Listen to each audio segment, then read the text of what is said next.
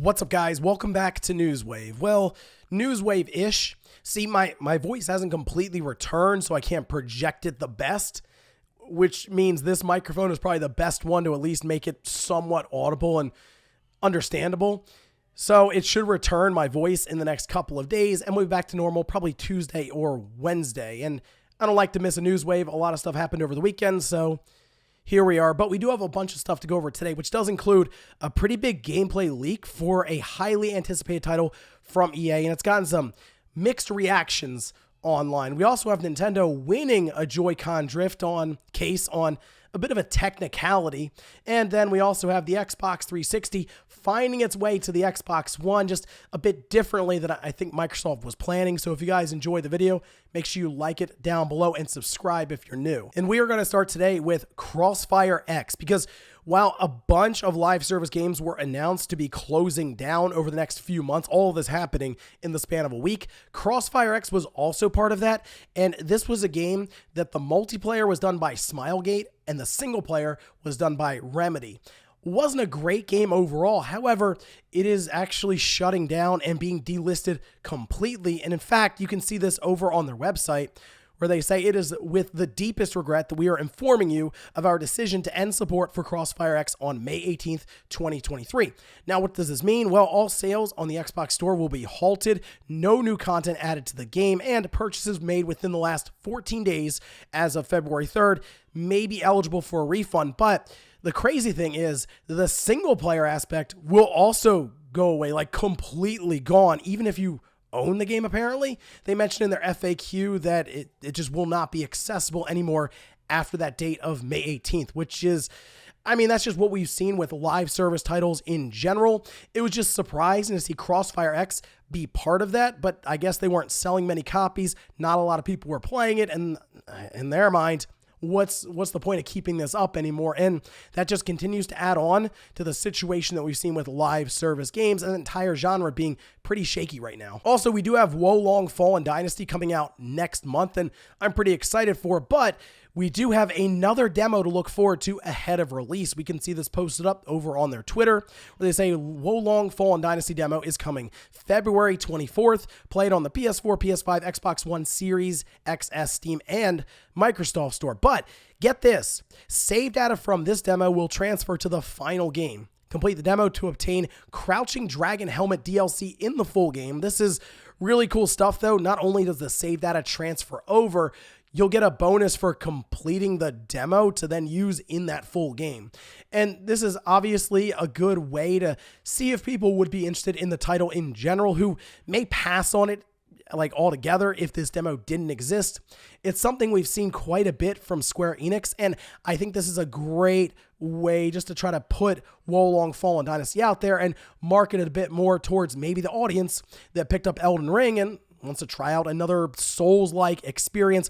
Wo Long Fallen Dynasty with their network test was really good, so I'm excited to check this demo out and then following up the full game when it releases in March. Oh, and today, actually around the time of Newswave going up, Hogwarts Legacy will have its review embargo lift, which means we should see the meta score and Metacritic score go up. And I was curious what people were predicting for this one.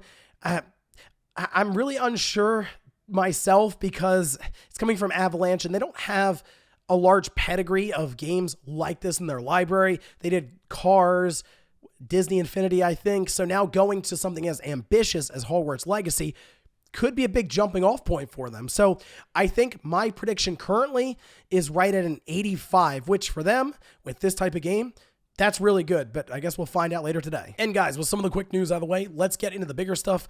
Let's start right away with a really big game leak that showed up online over the weekend. And this is for a title people have been anticipating since 2018 when it was first revealed by them just telling us about it. There was no big gameplay trailer or any kind of indication as to the direction they were taking with it, and that's for the new Dragon Age game that since then has been revealed to be called Dragon Age Dreadwolf. Well, over the weekend, just gameplay appeared online. It seems to have been from a playtest that occurred, and the footage could have been potentially from a year or two ago. So it's alpha footage that could have changed since then. But this, when it appeared online, had people going back and forth on if what we were seeing was actually good. And the reason I say that is because from where Dragon Age started to where it ended up with Dragon Age Inquisition, it had already changed quite a bit from being what felt like more of a traditional RPG or strategy RPG kind of to being more action oriented. And now it looks like they are going all in on the hack and slash genre. In fact, over on Insider Gaming, they have a bunch of bullet points here. I can't show you the actual leaks because EA, BioWare, they're already making the rounds, just chopping all of it down with copyright strikes and DMCA. So them being as active as they are would take this video down very, very quickly. However, the combat that was shown in the trailer is more reminiscent of God of War, and in fact, that appears to be the guiding reference point as mentioned by Insider Gaming. So the thing that people seem kind of turned off about here is that it looks like they are just kind of following trends with Dragon Age and leaning more into trying to bring in the mainstream audience that would play a hack and slash as opposed to an RPG. But to get away from God of War a bit, there is jumping in the game. So, hey, if you like that in Dragon Age Inquisition, there you go. But the big sticking point and the thing that people keep bringing up is there was no party control demonstrated. Now, according to the playtester, that may or may not make it into the final game. And in fact, during the playtest, they could have had them, hey, just focus on the main character, the movement, the attacks. We're trying to nail this down perfectly with the feel. And then maybe later on, they would have worked in the party members to that degree. But it is possible that the extra party members being controllable, that could be a problem if, say, the studio, BioWare, is looking at that as being overwhelming maybe for a mainstream audience. And that is something that you at least would have done in the previous Dragon Age games. Look, I played the original Dragon Age quite a bit, but I understood things changed a lot after that one. I like Dragon Age Inquisition, but this sounds like, and they showed the inventory screen and all this stuff, and still reminiscent of Dragon Age Inquisition, but sounds like them playing it safe with a game that's probably going to cost quite a bit of money. Remember, they revealed it to us in 2018. I don't think this game is coming out until 2024. So you can do the math there when it comes to the overall development time, and EA and BioWare probably thinking about how they can appeal to as many people as possible. It's also possible that this alpha changes over time and we end up with something that's a bit different. Maybe they fine tune and tweak some of the responses they get through these playtests. But as of now, that's the only footage of gameplay we have for Dragon Age Dreadwolf. Here's hoping sometime this year, they're able to reveal a more final product and we get an idea as to exactly what we're looking at with the new Dragon Age. Next up, let's talk about Nintendo actually winning a lawsuit for Joy-Con drift. And it sounds crazy because, well, Joy-Con drift is a known issue that has made the rounds for years now online. I mean, it's talked about quite a bit. But we've also seen several lawsuits, class action lawsuits specifically, pop up against Nintendo for this whole thing. And in fact, last year in November, there was one that was brought up that even I was kind of like, I don't know if that's going to work. And it had to do with parents going against Nintendo with Joy-Con drift. And, well, didn't work out too well for them. We can see this over on Nintendo Life, where they say a federal judge ruled in favor of Nintendo in the Sanchez v. Nintendo of America case. Nintendo was able to prevent the case from going any further thanks to the Switch's EULA, or End User License Agreement, which disallows lawsuits and requires parties involved to enter a legal arbitration. Now, what the parents were arguing is that it was actually something that the kids who had the Switch could not agree to because of their age. But the judge essentially ruled and said, well, you bought the Switch, it's actually yours, it's not the kids, and you would have been old enough to agree to the EULA.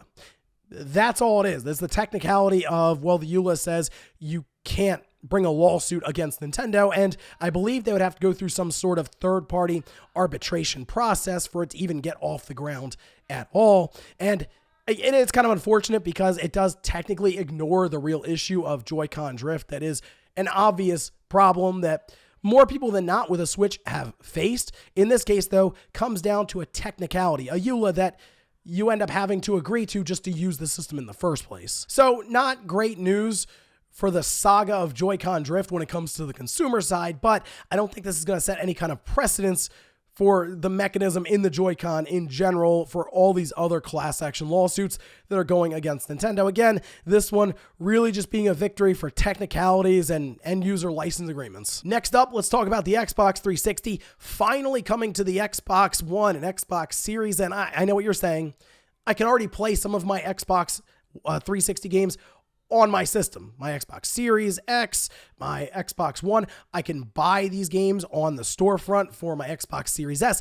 And while that is true, it looks like an Xbox 360 emulator has been ported to the Xbox Series system. And that means any games that maybe Microsoft can't bring over due to licensing issues can now be played on the Xbox Series system. There was an entire trailer and announcement that was uploaded to YouTube over on Rivery Pass's YouTube channel. And this showcases kind of what they've done before with Dolphin UWP, which, by the way, I've been using that, and I had a video planned for the weekend before my voice exploded. And we were going to look at how good the emulation is now for Dolphin with texture packs and 60 FPS patches. It is mind-blowing stuff what the Xbox Series system is able to do with some of these emulators. But now with Xenia, you can play a bunch of Xbox games that aren't necessarily available, like the GoldenEye remake. In fact, it was showcased on the trailer itself, and I noticed that MVG also had a screenshot. In fact, I feel like he's probably posting a video today showcasing this entire thing. So you're going to want to check that out because it is legitimately impressive stuff. And I'll probably check it out as well. I have been able to install these apps on my retail side for the Xbox Series by checking out a Discord that is currently up that will post temporary links to these different emulators when they are up through the web browser on the Xbox Series. My big question now is, will Microsoft act on this? Like, will they move to try to remove this completely? And they kind of already do that for the other emulators, but will they go a step further for this one? At the time of this recording, I believe the main way to access this is through developer mode on the Xbox Series, but I guess we'll probably see links go live again that'll allow you to install it on your retail side. But once that starts to happen, I'll certainly be checking it out. And yes, I'll be loading up the true GoldenEye remake for 2023. And in our last bit of news, let's talk about the PlayStation 5 stock situation once again.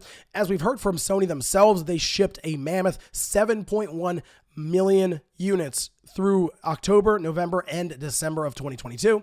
And it looks like they're not slowing down. We can see this posted over on Twitter from Christopher Dring, who says PS5 stock coming thick and fast. In January in the UK, PS5 sales were up over 98% compared with the same month last year. This week, God of War Ragnarok is number 2 in the charts, and that's due to rising stock levels. Okay, so first of all, Chris, you gotta read your tweets out before you send them, because at times people like me will have to read them out. So anyway, all right, so the PS5 sales up over 98% compared with the same month last year. It's just the amount of stock that Sony is pushing out right now is very impressive.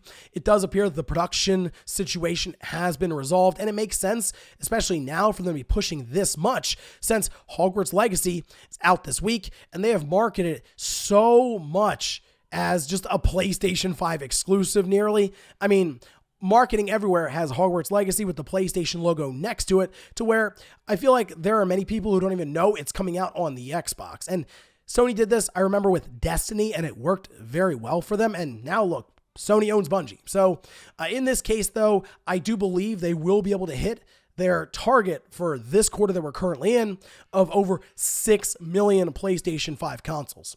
That's pretty impressive to be able to do that in a quarter after the holidays, when people are typically pulling it back a bit with their spending. But when you have some of these games that can support that platform, then yeah, people are going to go out and pick it up, especially with a game that has a chance to tap into a very large mainstream that maybe doesn't have a PS5 with Hogwarts Legacy. And before we go to the comment of the day, we're going to take a look at the poll that I posted up yesterday, where I ask, will the PS5 be able to outsell PS4 lifetime sales of 117 million consoles? 62% say no, 38% say yes. So the first order of business for Sony is to run down the PS4, which is currently ahead by about 5 million units. I think they're going to be able to do that in the next 12 to 16 months, believe it or not.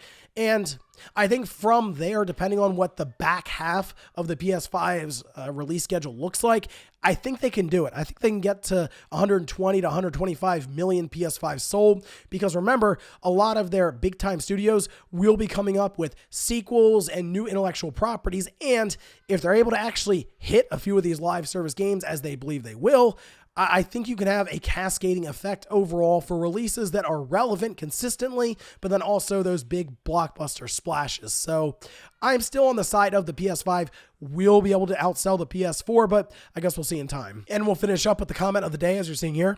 This is from Joe, who says, hands-on with Gran Turismo 7 for PSVR 2 has been overwhelmingly positive. I've been seeing some of these previews, and I'm very happy that Gran Turismo 7 was developed with VR2 in mind. That's what they had mentioned at Polyphony, and significantly better than when PSVR 1 showed up on the PS4 and Gran Turismo Sport was kind of shoehorned into that support, because you would race against one other driver on the same track, and there was barely an AI present in that car. So definitely more of a tech demo, whereas Gran Turismo 7 is just the entire game. There's no split screen, but I mean, yeah, it's going to be a more personal experience with PSVR 2. So that and Horizon Call of the Mountain are the two games I'm immediately going to when I pick up my VR2 headset later this month. And ladies and gentlemen, that's going to do it here for Newswave. If you enjoyed this video, guys, hit that like button. If not, hit the dislike. Leave comments down below about everything we talked about here today. Was the Dragon Age Dreadwolf footage that leaked out online over the weekend. Were you happy with what you saw, or are you a little concerned about this release now? Then also, what about Nintendo winning a lawsuit versus Joy-Con Drift? And then Xenia for the Xbox 360, the emulator, just getting pushed to the Xbox Series. Do you think Microsoft's going to be looking at this one a bit sideways? Thanks, guys, for watching, and I'll see you next time.